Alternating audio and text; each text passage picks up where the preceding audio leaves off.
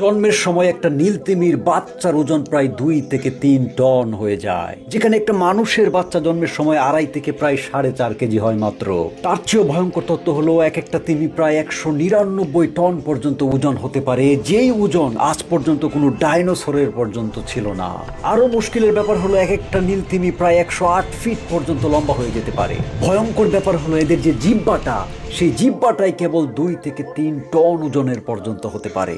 এবং মানুষের যেমন হার্ট আছে সবসময় দুক দুক করছে, এরকম নীল তিমিরও কিন্তু হার্ট আছে।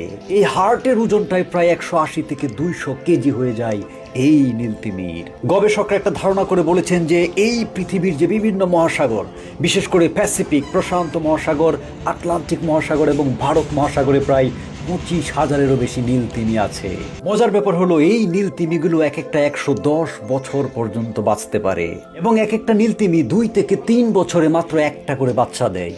এবং তার সারা জীবনে যদি কোনো নীলতিমি 110 বছরও বাঁচে তাহলে মাত্র 5 থেকে 10টা বাচ্চা দেয় সে। তবে আরো ভয়ঙ্কর ব্যাপার হলো এই নীলতিমিগুলো এক একটা প্রতিদিন প্রায় 4 টন ওজন খাবার খায়। তবে এদের ভিতরে যেগুলো বেশি বড় এবং কিছুটা রাক্ষস টাইপের, সেগুলো প্রায় 16 টন পর্যন্ত খাবার খেয়ে ফেলতে পারে একদিনে। অথচ সেই জায়গায় আমরা মানুষরা এভারেজ দৈনিক হয়তো 2 কেজির মতো খাবার খাই মাত্র। আপনি যদি জাস্ট এই নীলতিমি কতটা লম্বা সেটা বুঝতে চান, তাহলে 18 জন মানুষকে যদি শোয়ে দেন একটা লাইনে, তাহলে যেই দূরত্ব হবে এতটা বিশাল হচ্ছে এক একটা নীলতিমি। আর আপনি যদি ওজনের দিক থেকে চিন্তা করেন, তাহলে আমার মতো আপনার মতো প্রায় 2100 মানুষ একসাথে করলে যে ওজনটা হবে, ঠিক এই রকম ওজন হয়ে যায় এক একটা বিশাল বিশাল নীলতিমির। তবে এই নীলতিমিগুলোর দুর্ভাগ্য হলো তাদের এই বিশাল শরীর, সেখানে জমে থাকা তেলের কারণে এবং মাংসের কারণে প্রতি বছর শত শত তিমি গোপনে শিকারীদের হাতে মারা যায়। যদিও ইন্টারন্যাশনাল আইন অনুযায়ী তিমি শিকার করা বর্তমানে নিষিদ্ধ, তারপরেও লোবাতুর মানুষের হাত থেকে এদেরকে বাঁচানো যাচ্ছে না।